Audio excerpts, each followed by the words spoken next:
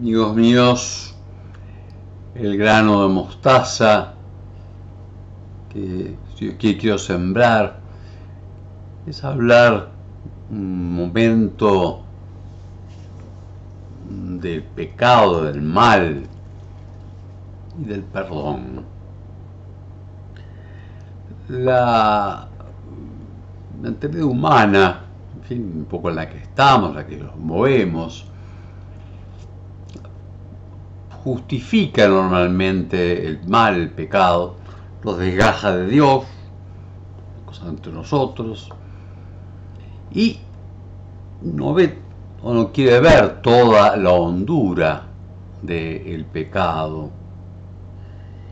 Y cuando lo ve, bueno, o lo justifica o lo pasa a los otros. Si nosotros leemos los Twitter, es una continua acusación de unos a otros, como que nos justificáramos así. Más real es la mirada que da las Sagradas Escrituras. Todos pecaron y están privados de la gloria de Dios. Todos hemos pecado y estamos privados de la gloria de Dios. Por cierto, el pecado tiene muchas dimensiones, por eso es difícil hablar de él, justamente porque es lo malo, y lo que se entiende es el bien. ¿Por qué pecamos? Por ambición, por buscar. ¿Por qué hacemos daño? ¿Por qué violentamos? A veces porque tenemos impulsos que nos mueven hacia lo que no debe ser.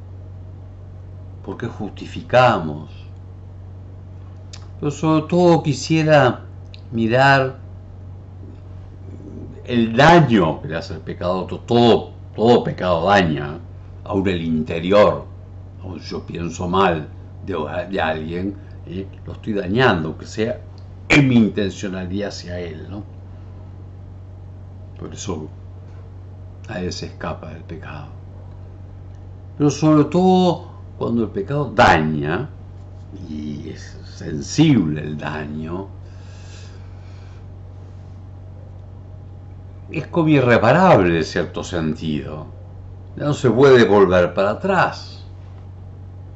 Y al mismo tiempo, si es irreparable, ¿qué queda? Tratar de olvidarlo, pasar para otra cosa, pero siempre está quedando dentro, en el que dañamos y en nosotros mismos. Por ello, la sanación, el perdón del pecado, es el máximo don de Dios. Y solamente Dios puede perdonar pecados. Claro que a veces también lo tomamos como cierta superficialidad, fruto del pecado mismo. Bueno, Dios no lo mira, Dios deja de lado.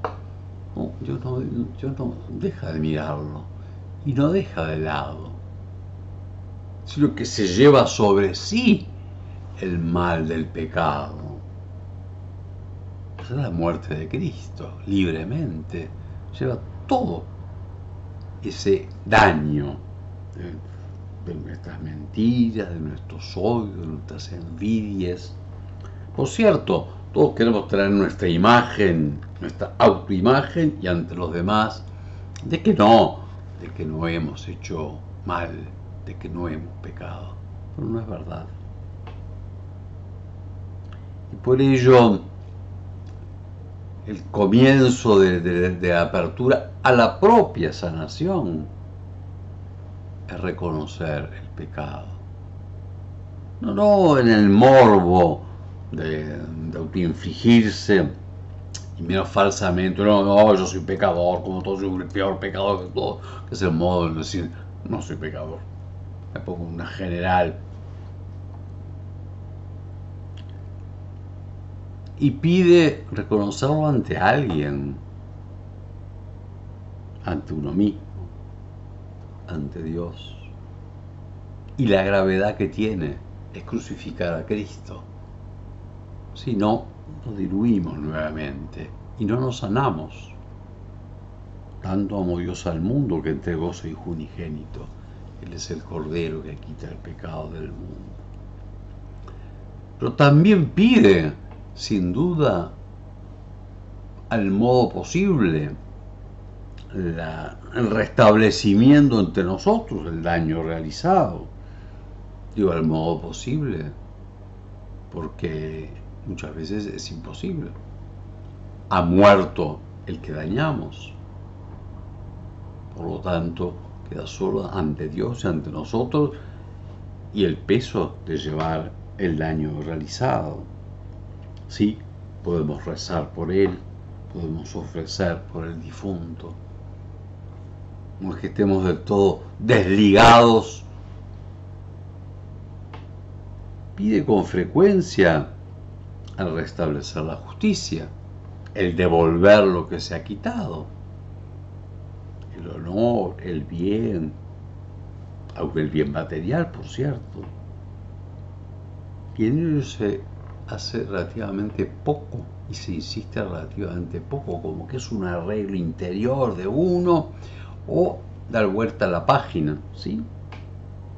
Hay que dar vuelta a la página para perdonar, pero también hay que restablecer.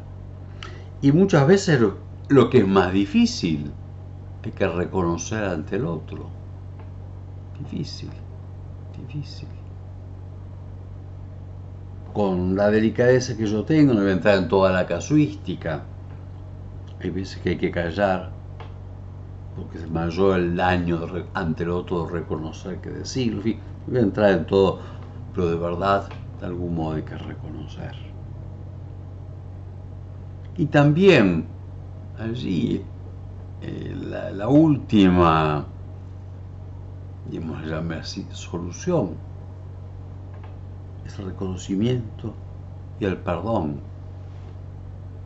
Pero no se puede exigir el perdón, solamente se puede pedir, recibir por gracia de Dios y por gracia del ofendido. Pero tampoco se sana la libertad, el corazón delicado.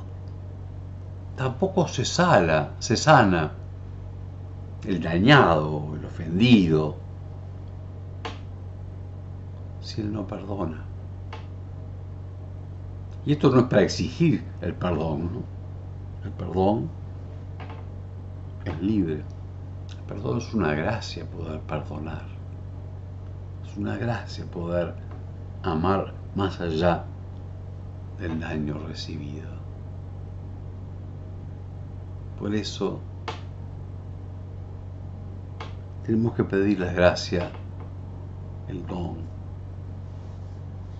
la profundidad de reconocer nuestros propios pecados, y uno por uno. Y no solamente ello, aún la propensión a veces a despreciar, a desear daño o a no desear el bien, a juzgar, a subirnos como superiores poniendo el otro, el juicio. Y no hablemos de los pecados de los hechos, todos los pecados de lujuria, todos los pecados de envidia, todo lo que se roba, ¿sí? Que no se paga lo justo, que se engaña. Es grande el peso del pecado. Y hay que mirarlo. Esa mirada de informativo por encima. Y aún los males son cuestiones generalmente politizadas, de poder. La hondura. Un abismo es el corazón del hombre, dice la Escritura. ¿Y quién lo sanará? Solamente Dios. Pero a su vez, Dios lo sana por pura gracia. Lo sana padeciendo nuestro pecado, pero lo sana también moviéndonos, dándonos la gracia de reconocer el pecado, de pedir perdón, a Dios, al prójimo. Él, como es omnipotente, es totalmente bondadoso, perdona. Por ello, el gran anuncio y el único que puede hacerlo, Jesús, el Cordero de Dios que quita el pecado del mundo. Y es Él el que nos invita, nos da la gracia de reconocer el pecado, de pedir perdón a Dios y nos liga y perdonar nosotros los unos a los otros y de perdonar hasta el fin. El gran don es la resurrección de la carne y el perdón de los pecados. Las personas, las familias, las amistades, las relaciones de unos con otros, la relación con Dios, se sanan solamente dando perdón, pidiendo perdón, recibiendo perdón.